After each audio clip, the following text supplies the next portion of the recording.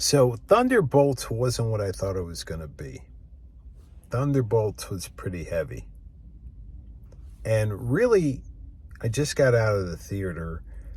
There were quite a few moments where you're just really overcome with deep sadness.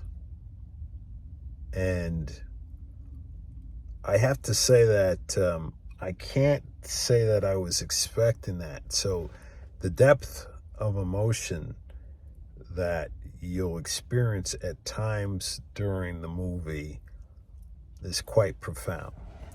That said, some of the deficiencies in the actual movie were that it kind of gets off to a little bit of a slow start.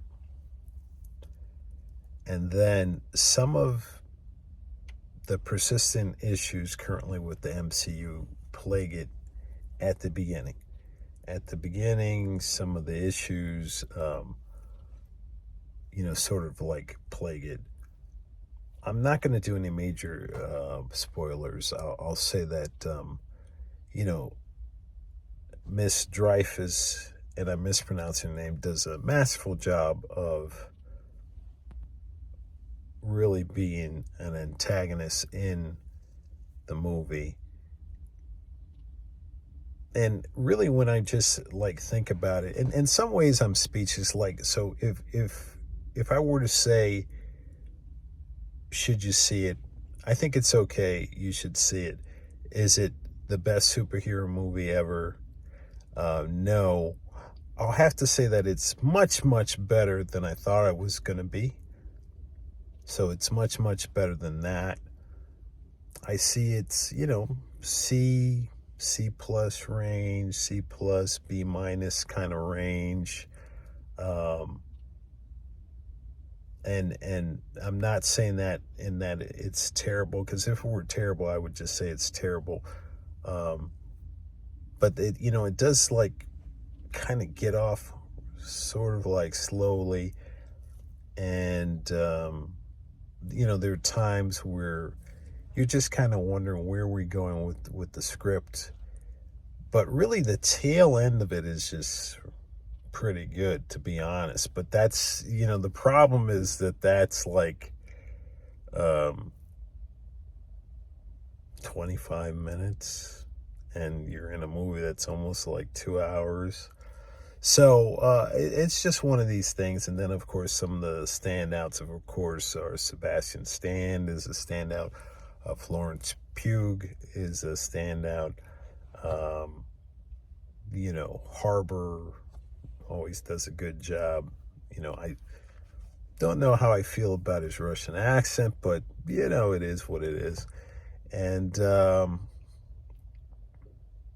when I think of some of the other people, I think John Kamen, the English lady, did a great job, or British lady did a pretty good job. And yeah, I mean, I'm just kind of going through it. I don't really think it's I think it's safe to go ahead and see it. Yeah. And I think that's really the bulk of what I want to say regarding this flick. It did really have some very powerful stuff at the end, which kind of, when I was thinking about what I was going to say, I was really, really speechless. But the reason why I, of course, downgraded the score is that there were, unfortunately, vast swaths of the movie in the beginning, especially the first half an hour or so, that I was just kind of just moving a little bit too slowly. And I'll leave it there.